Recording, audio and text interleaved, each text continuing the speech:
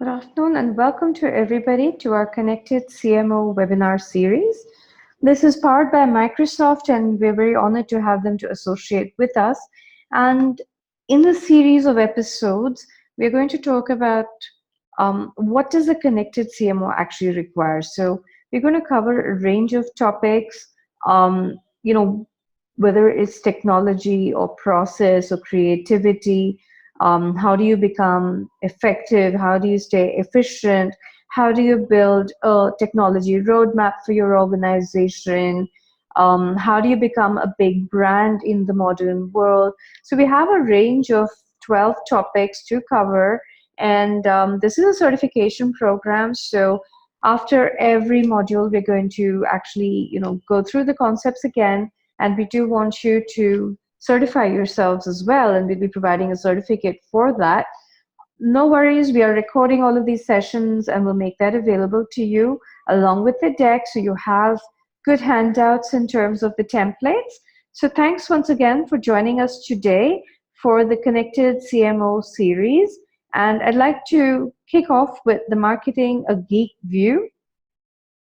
Obviously, today's world, every CMO has to become a geek, whether you like it or not. So let's first, look at some of these slides. All of these brands, very powerful, well known. The only thing is, what do they actually make? Yes, that's true. They don't actually make anything. So I just wanted to quickly run through some of the trends that are there and which are influencing the use of technology in marketing. So one is, of course, that the products are profitable, but we all want to really own the customer, whether we have a product or not. It's about marketplaces. It's about capacity maximization. The second trend is, of course, big data.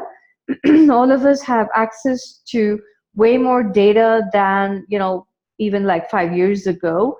We can actually mine all of that data and create solutions that are not just personalized, but actually personal.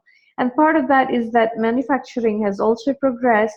And so it's possible for you to actually have an economic order quantity of one in many cases. Social CRM allows us to stay in constant touch with our customers and know what they want. And of course, predictive analytics is the next big thing, where I'm able to provide a service or a product in such a convenient way that it doesn't look like sales anymore. It actually looks like a service because I just knew exactly what the customer wanted almost before they wanted it themselves.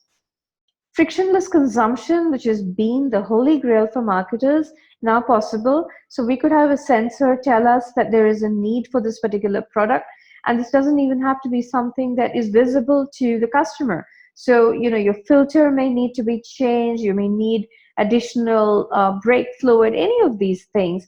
These things just pop up and say that, hey, I need to get this stuff done.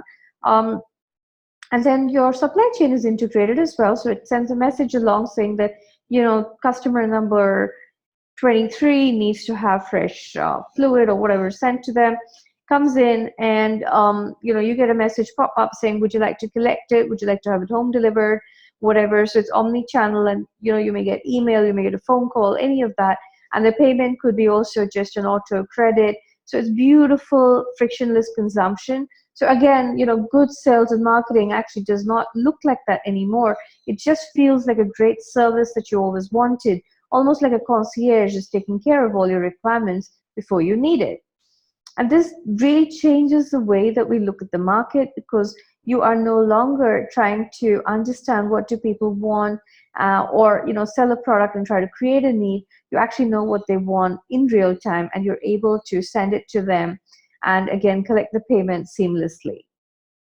So tech is ubiquitous, it is everywhere, and it's in marketing, and it's in everywhere. So it's in your offering. It's very hard today to find any product or service where technology has not played a very large role. There's internal tech, which is a lot of what we're going to talk about in the series, is how do we collaborate better? How do we communicate better internally? And then there is external tech, which gets a lot of the limelight, but which cannot actually function well without the internal tech. So external tech is your CRM, your big data warehouses. How do you collect all of these things? And but yet, your customer doesn't actually see this huge, humongous technology engine. They just see a very friendly organization, and that is enabled by the internal tech, right? So this, for me, is a pyramid of considering the new technology trends and how you can embed them within your organization. And it's like the kickoff for everything that you want to consider, that you want to do this year. Look at the checklist of what can you do in internal, what can you do in external, but do not forget also to ask your product team, what are you doing to embed all the latest tech in the offering as well? Tech is now ubiquitous, it is available within the offering. So, this is like a check mark for all marketers to understand whether you have technology integrated as a part of your service solution offering, whether you are using tech internally, and whether you are using tech externally for, let's say, customer outreach. Many organizations actually are doing pretty well on the external tech bit. Most organizations now do have some tech being used in the offering. Often, however, internal tech is not really under consideration. So while you have a really smooth and data-oriented approach within the product and even in the external outreach, usually the internal technology is not in place to make this optimal yet. Um, and again, it varies industry by industry as to what you mean by tech in offering. But if you're an IT services firm, then obviously you have a lot of tech in the offering. But even in manufacturing, you will see that there are two parts now. One is the use of sensors in the manufacturing process, as well as how do you integrate that into the product. So you see smart cars, smart watches, even smart clothing coming into the market. So this is like a framework for you to do a plan where you say that, okay, this is the bit that I can use in optimizing how I produce my product. This is the second bit of how do I optimize its usage, how do I make use of the newer technologies for it to actually become a big data machine. Then the second part is how am I using tech to re-engineer the way I reach out to my customers. And the third part is how do I use tech to make my internal communications and processes far more efficient than they currently are. So the marketer in 2017 has the ability to track consumer preferences at the individual level, and he can customize offerings for a specific individual.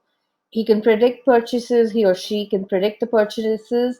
Um, Even the price can change once the customer has come in front of the product or is interested in buying. And this is not just for online, but also for offline. There's a wide variety of communications options available. Plus, there are really, really sophisticated tools to listen to the customer. So the marketer of 2017 actually looks like Sheldon from Big Bang. He does not look like a madman anymore because those days are gone. Today, it's all about data. Art is definitely there, but it's more about how do you use the data to craft your solution, offering, ad, whatever it is. Um, Again, I should mention that right now there's this controversy about the Kendall Jenner ad, and you do wonder if they use the same techniques that say a Netflix uses. Would you still have that kind of a situation because you would know sentiments beforehand? So a quick look at the consumer journey. This has been there for many years. You move to the consideration set, then you evaluate, then you buy, you consume, and then you move to hopefully become an advocate for the brand, and then you build a closer bond, and then you come back to buy more stuff. Now, this is the standard cycle which has been in place for many years, but the topography of the marketing processes has become far more complicated. So every part of the customer journey now has a sub process behind it. So there is, of course, a customer awareness and acquisition piece. So there is a whole process around that, including the use of campaign automation and analytics. Then there is channel management because most products are sold through more than one channel. And then how do you get the customer to become an advocate? And also, even if he wants to be an advocate, how do you facilitate his sharing of his experience with the larger audience? I mean, how does she go online and say, oh, wow, I really like this product? So one is to incentivize the customer to be happy. The second is to figure out a way for her to share the experience with a larger audience. And then, of course, as a brand, you would like to amplify that happiness with others. Then we have the customer relationship management module, where again, there's a whole series of processes followed and segmentation. And of course, again, you would use tools to enhance every part of this process. Then there's market sensing. So you would have market insights. You would segment your customers, preferably to as small a cohort as possible. And then you would try to assess their propensity to buy through target audience profiling. And then your value proposition, again, is crafted entirely based on a lot of data because, again, now it is not one size fits all, but you will have multiple ways to craft this value proposition to as small an audience as possible, perhaps through regional variations, through demographic variations, through propensity to spend, existing customer. There are many criteria that can allow you to craft your value proposition and then to take it out to the market. Again, we come back to customer awareness and acquisition. So I have this brief slide on the marketing architecture, and it's the customer experience, of course, is paramount. It is something that marketers traditionally like to own. So it's about the storytelling, but now it is about telling stories to the individual, um, and also looking at it as an overall customer experience, not just the awareness piece. The second part is the marketing operations, which is got a whole bunch of data behind it. So analytics, MRM, digital asset management, and here the key word is efficiency. And then we have the middleware. So, what all do you have in terms of connectors for customer demand planning, data management platform, the APIs that you use? And this all sits on a tech backbone. Most organizations today would have most of these tools as well. And then your data, which is the biggest asset that the company has. And so the databases, your user history, the market data, and of course, you would need to keep all this secure. And also, you probably use third party data as well. Then the internet platform connectors. And again, this is only a short list. And then I have two slides because in the previous discussion, this came up saying that what about the governance? And even though there's not like a full governance architecture, you will need to have governance for parts of it, and also to decide, who accesses it, how often do you access the customer. All of that would also have to be automated. And then there's a whole ad tool piece. If you're doing programmatic ad buying, if you're doing bidding, any of that, you would have a stack of ad tools as a separate piece itself. So you're just basically moving from mass to personalized to individual. So it's the same for P's, but now we are able to weave that with customer history and macro data and use tech to customize an individual customer experience. And that's really the biggest trend that marketers are seeing, which is from mass awareness, we have moved to individual storytelling and then to the individual customer experience where often even the product is crafted for that one person. So there's tech, a lot of it. Somebody said, "Oh, there's a whole bunch of tech out there." Well, yes, last year Chief Mark Tech put out 3,874 tech products are there in the landscape. And it's really hard to choose which one to use, but it's essential. Today, if you're a marketer and you don't want to be replaced by a bot, the best thing for you to do is to own the bots and therefore basically get the software in that can help you think like a bot at least.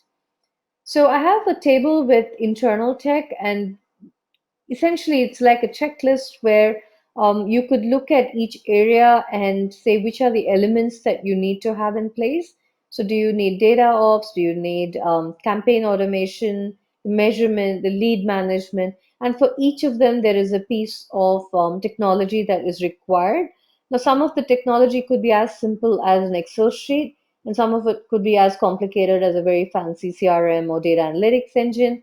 But nonetheless, depending upon your needs, it's important that you have some way to automate and to capture all of this data. And similarly, for external tech, there's a bunch of tools that you need to consider and across each area. And I'm not saying this is like, the complete listing, but it does give you a lot of stuff to start looking at the technology required to run a marketing organization in 2017. So there's so much to choose from, as I mentioned, and this certainly will keep us pretty well occupied for, you know, the coming years or the coming decade at least, as we figure out each element and what can it do to actually make customers more sticky for us to increase preference.